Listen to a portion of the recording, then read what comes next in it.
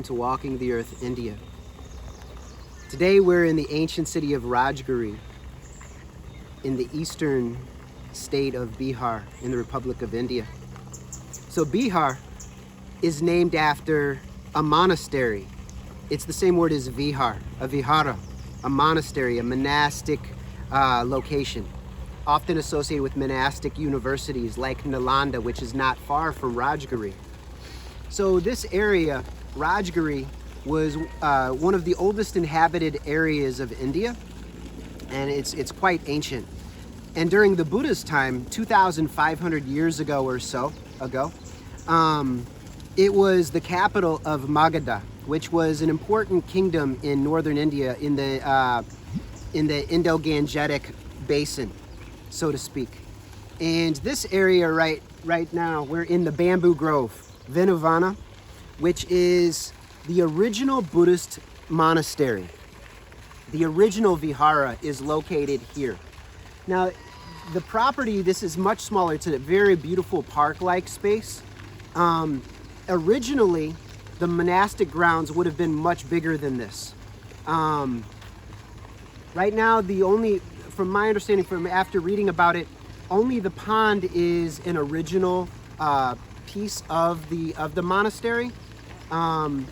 There might be some ruins strewn throughout and around, but I'm not aware of that. But this location, it's frequented by many Buddhist monks and nuns who come to the area, because we're not far from Bodh Gaya, we're not far from Vaishali, from Sarnath, from Lumbini, etc., and Kushinagar, some of the key Buddhist monastic and pilgrimage locations.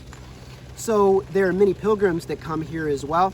We're about to enter the pilgrimage season. This is the very end of September.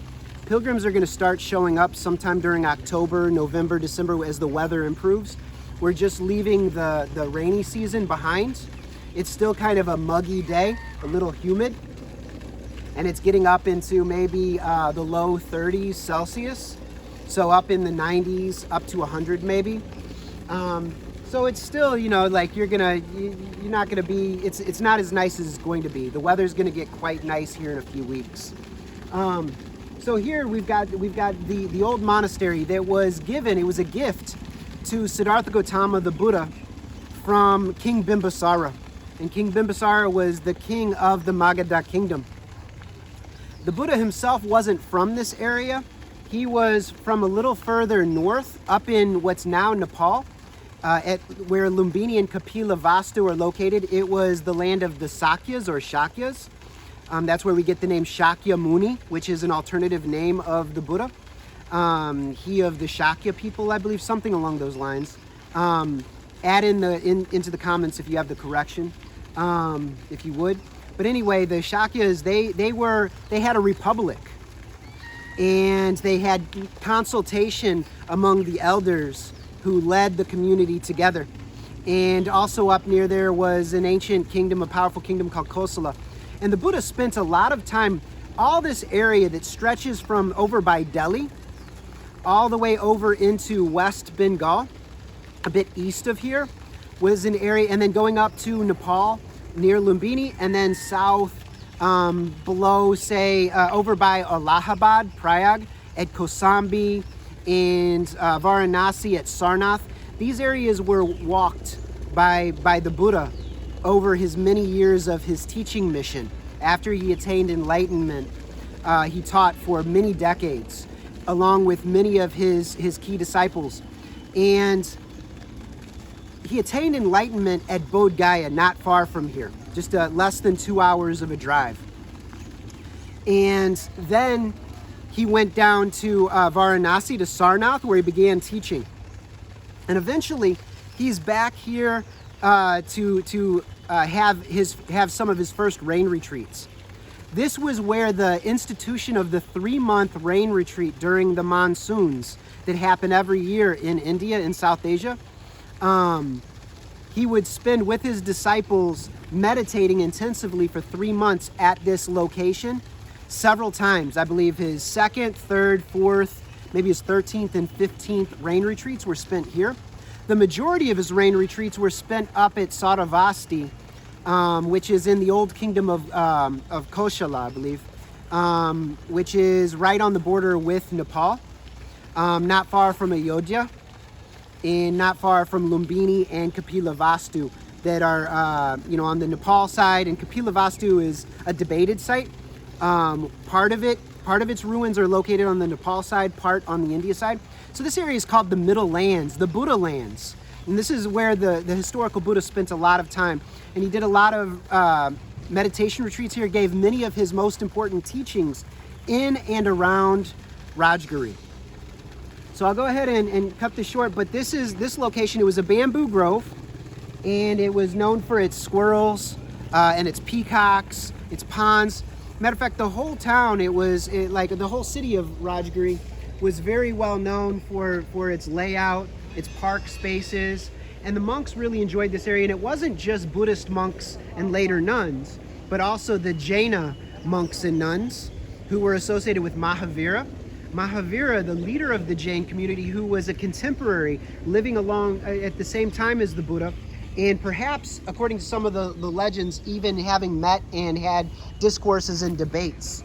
Mahavira himself was born not far from here in Nalanda, according to some of the stories. And there are many Jain holy sites near here. And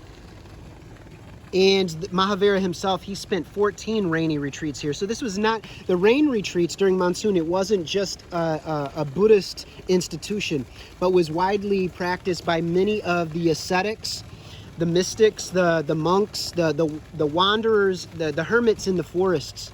Because all throughout the Gangetic Plains, there was a movement called the Shramanic movement, which is related to the word shaman, where men in particular, later women, but in a more constricted sense, they went into the forest once they hit a certain age. Often once they were grandparents, they would leave the householder life behind and go into the forest and practice meditation. There was a movement alongside the Shramanic movement that was non-Vedic, that rejected the Vedas as authoritative. And among these Shramanics that rejected the Vedas were the Buddhists, the Jains, and the Ajivkas. And the Ajivkas, their main site is associated with the Barabara caves, which were commissioned and carved out for them by King Ashoka about 2,300 years ago. So a couple hundred years after the Buddha. The great Dhammaraja, or Chakravartin, I'm sorry, I'm mispronouncing that. He was like a Dhamma emperor, or Dhamma king. He ruled in this area, and he built these beautiful caves, some of the first rock-cut caves for them, not far from here. Unfortunately, I'm not able to go and visit them this time because the monsoons had washed out the roads. This is very typical in the area. During monsoon season, it can be challenging for construction and roads.